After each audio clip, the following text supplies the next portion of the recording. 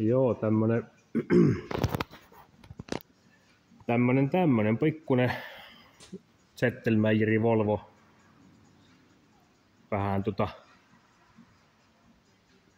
tuli pikkusen vähän kaheltavaksi tähän, että ehkä niinku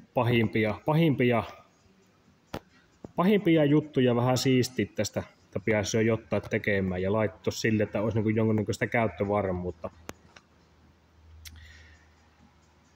Hetken aikaa tuossa jo mietin, että Ilikänkö mies näytti tätä, mutta siis onhan tää niin mahtava laite, että kyllä me tämän Ilikin näytti. Siellä on siellä on niinku ollut joku niinku ihan oikeesti kunnon semmonen joka kodin sähköputkimies puuhailemassa. Tää on niinku ihan mahtava. Tää on jäykällä kovalla kuparilla on vejelty näitä joka paikassa näitä vipuliittimiä. Näitä on vähän joka nurkalla. Joo. Tää ohjaamokki, no ei tää silleen ihan hirveen paha ole, mutta on kuitenkin, niin tää on musta niinku ihan mahtava. Niitä on pari kappaletta tuolla. Näillä onkaan paikattu se, kun on oma alkuperäinen lämmityslaite vähän kehnossa kunnossa. Niin. Tuommoisia sinne laiteltu pari kappaletta ja no sehän ei jos pahaakaan tuo ohjaamo, mutta tää on tää konehuone. Mä jo tuossa kerkisin, niin tuon verran nykäisin oikeastaan niin missään mitään kiinni olemattomia johtoja ja yksi eleekki on tuossa, niin ne poikkee. Siellä on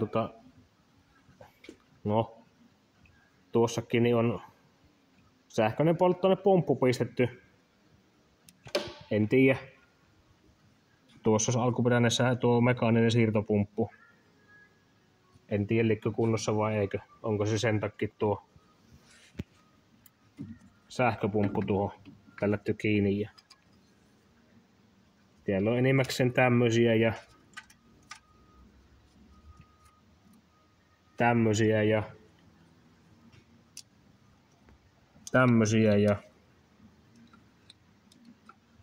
no tuo lisälämpömittari, se on ihan ok. Saa ollakin. Paasuntasäiliö oli narulla kiinni tuossa letkuissa. Tämäkin on jostain laitteesta tähän lainattu. Ei ainakaan ole Volvo alkuperäinen hydraulisäiliö. No, sen voi jättää myöskin letkujen varaa. Pysyyhän se siinä. Eihän se tipu, kun on konepelti kiinni. Mutta tässä nyt tullaan silleen parempaa, kun tähän on vaihdettu moottori. Tää on jostain lentokenttävekouttimesta. Joku kuljetin liukuhinamatto, niin semmoisen pyöritti ja pikku deutsi. Tässä on ollut alun perinkin. Tää on mikäs tämä olikaan? F4M 8 000. Ja samanlainen moottori tässä on alun perinkin. Tää on niinku tuo moottori vaihdettu, niin tässä on erilainen imusarja kuin alkuperäisessä moottorissa. Ja ilmansuodati on tässä imusarjassa kiinni. Niin tää on minusta niinku, tässä on se tilanne, kun ei ole tukehuttu pullaan. Se ei ole mahtunut paikalle, kun tuo moottorin jäähytin tässä, niin tuossa on vähän tiukka paikka. Niin tää on minusta niinku parasta.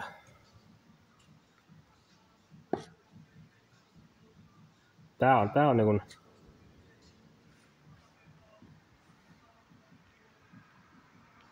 tää on niinku pitää ollakin. Jumalauta. ei sitä turhan takia tarvitse aina katsoa ennen vaihtoa.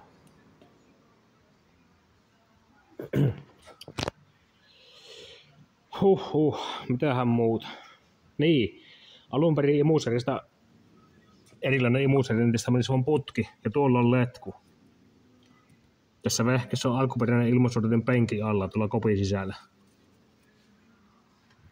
Niin.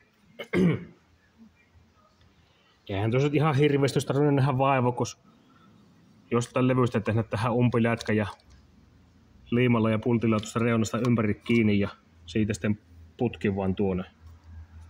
Jopa olisi ollut niinku oikein hyvä silleen, vai ei?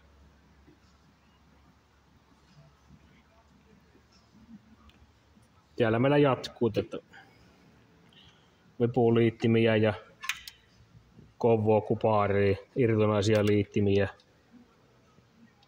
kovoja avonaisia liittimiä. Tässä tullaan niin alkuperäisen ilmansuodattimen imuputki ulkoa. Se tulee tuohon sivupeltiin.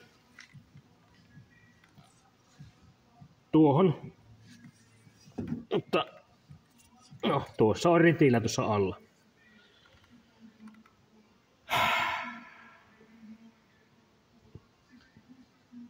Olisi tuo tarra mahtunut sen verran tuonne toiselle laitteenkin laittaa. Vaikka leikata tuosta pätkäpoikki ja siirretty tuonne, niin olisi jäänyt tuo ilmaotto auki. Olisi saanut sen tuon laittua toimintaan.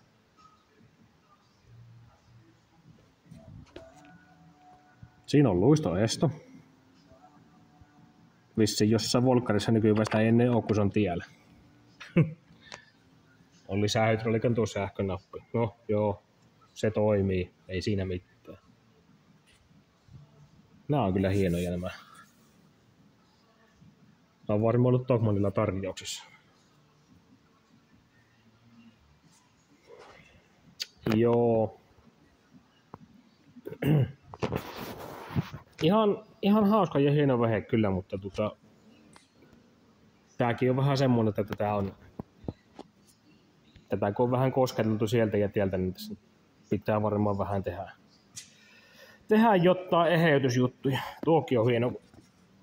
Vetokuula on hitsattu tuohon kiinni, niin on mennyt semmoiseen paikkaan, niin pitänyt sitten kauhaseille kerran läköjä koloja hakata se lommolle, että se mahtuu kauhapaikalle.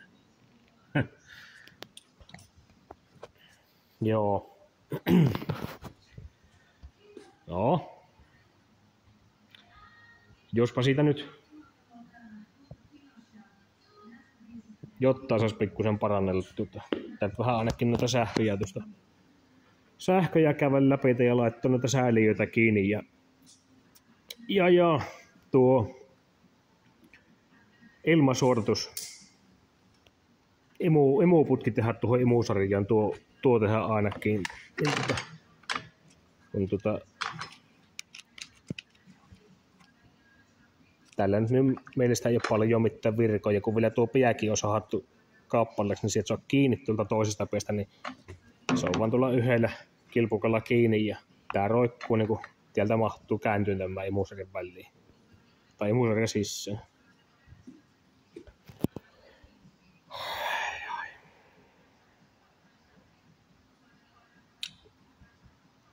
No. Eipähän ole ainakaan mikään normaali ja samanlainen maanantai joka maanantai. Kyllä tämmöisillä on kiva aloittaa.